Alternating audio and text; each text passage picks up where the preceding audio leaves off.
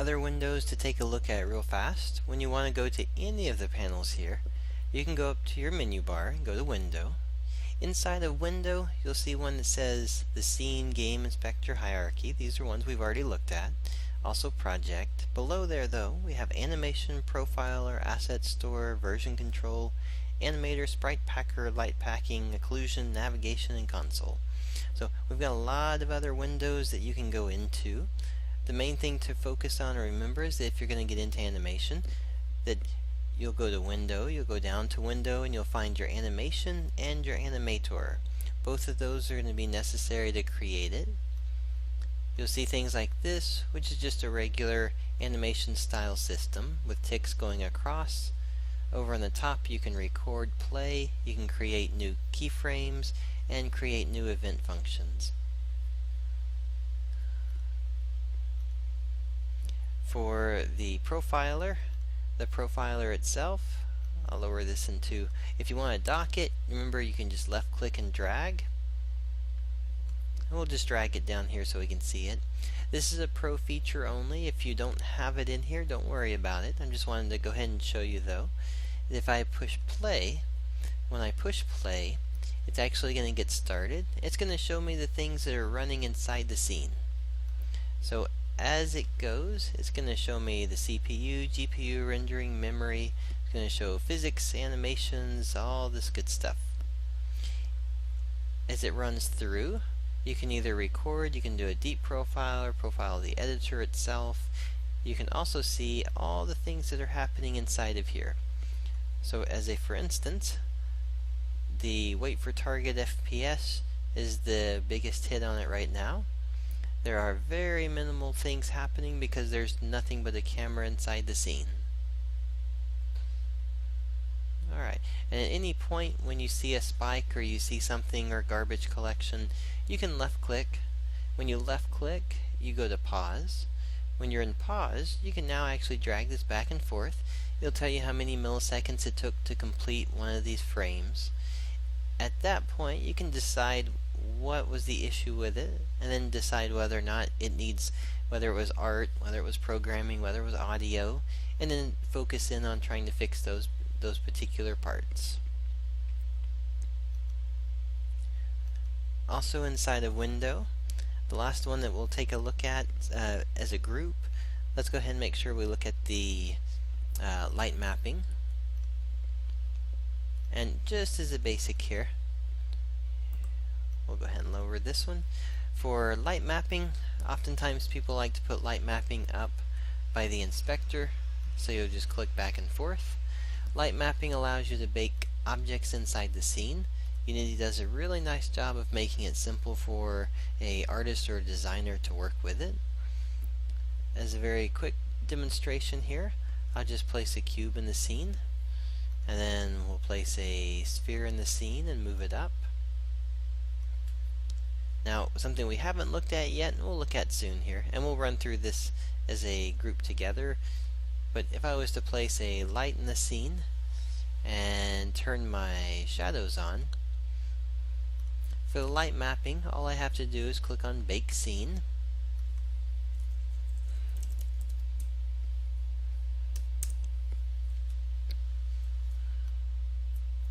Oh, let's make sure we have these both marked as static. There we go. So it baked out down at the bottom right here. Once it bakes out, it creates a light map for us. Notice it has all the light map information packed into here. So now, if I was to actually delete my light, we no longer have a light in the scene, but we have a light map that's been created for us to simulate the effect of real-time lighting. Alright, very simple one. Don't worry about trying to follow along with it. It's just to show what the tab can do with it.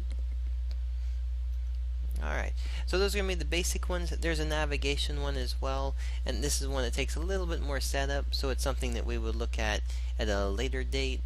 It's going to provide you with a map so that you can move a object around and create what looks like artificial intelligence, actors, characters moving around inside the scene. Next thing we want to do is look at the Asset Store. If you go over to Windows on your menu bar and go down to the Asset Store here, when you click on it, it's going to load up the panel for you. This one might take a little bit longer to load up. If you're going to do browsing and looking at items inside the store, I would suggest using a web browser versus the Asset Store window panel. It'll go a lot quicker, and it'll add the functionality of being able to add extra panels and things to search with. Standard setup for this one, over on the top bar, you have an option for your things you've either downloaded through the store, or things you've purchased, or things that are in your account if you're logged in. Over on the right hand side, you can create an account. If it's your first time for it, you can click on the create account. It's a free account you can use if you just want to go through this process, put in your email address, password, set it up, click on create. You'll then be able to download and keep up and maintain all your stuff within one spot. If we go back to home right here, you can also search through here. You can search through the search bar right here, or you can go to specifics. For instance, if you go down to Unity Essentials, these are all the packages that Unity's put out. All of these are for free. There's some really great ones. The sample assets for beta is a wonderful package that provides vehicles, characters, airplanes, particle effects, lots of really good starting places. And some of these are very complicated when it comes to the programming side, but they're also usable for an artist or developer just to jump in and start using. There's also ones for instance, a survival shooter, platform, robot, lab scene. All of these are available. All you have to do is click on them. You'll see an option for either update or download, and then it'll just grab the files and load them into your account.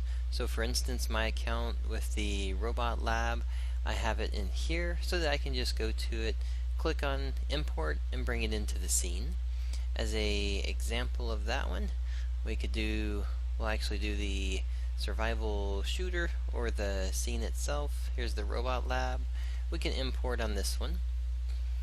When you click on the import option, what's going to happen is it's going to bring in the files. If the import is going to bring in from your local, you'll also, if you're signed in, you'll have one for downloading or updating your project file. Once it decompresses everything into the package, then it'll actually allow you to import it into your scene. So it's almost there.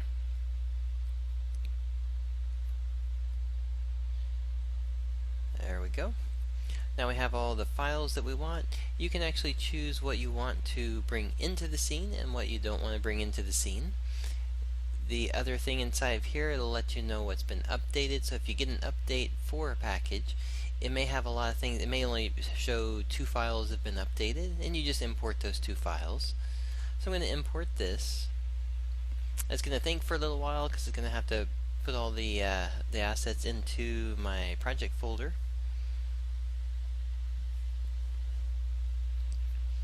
And once it's placed it inside the project folder, it'll compile whatever might need to be compiled from script side. And then we'll be able to take a look at the scene and be able to press play and look at what happens inside of it. These files, the one that's currently going, I think that was over 400 megs, might be a half gig file or bigger. So some of them, they're large. They may take a little bit of time to download, but they're definitely worth downloading and looking at and reviewing. Unity does a nice job of keeping things organized, but also allowing you to see some more complicated elements of a larger scene development.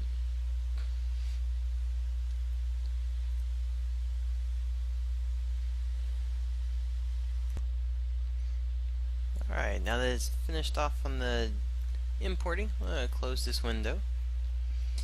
And then in the projects, over here on the side, you'll notice that now you have a whole bunch of folders in here. If you go to the scene, you'll notice that you have a robot lab. We'll say we don't want to save our current scene. We're going to open up the robot lab, and inside of it, you'll notice now that your hierarchy has a set of options. We have characters. If we double click on them, we'll find where they are inside the scene. So remember, to pan around, you can middle mouse click. If you want to rotate around a selected object, hold the Alt key and then just left click. Middle mouse wheel, zoom in and out. So you can check out the characters, you can see the scenes, all the things that are going on, things that are happening that they've constructed for us. We can push the play button, we can actually see what's going to happen inside our game tab. Notice now things are moving around, we have a camera that's actually animated in the scene. If we clicked on our camera, we would notice that we have this camera right here. Now if we go into our scene tab, now while it's playing, you can go into your scene tab and you can actually watch the camera moving around.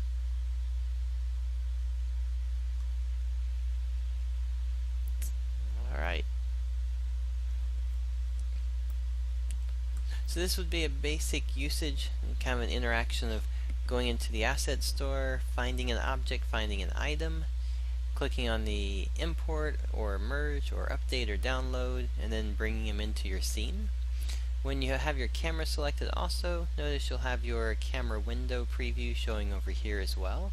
That way I don't have to be in my game tab to see what's happening inside the game.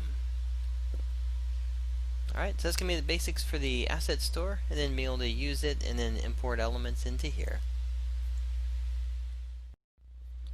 We're going to look at customizing your workspace, the layout, the panels inside of Unity to best set it up for whatever project or element you're working on or in. This was the default setup, but let's go ahead and change things up a little bit here.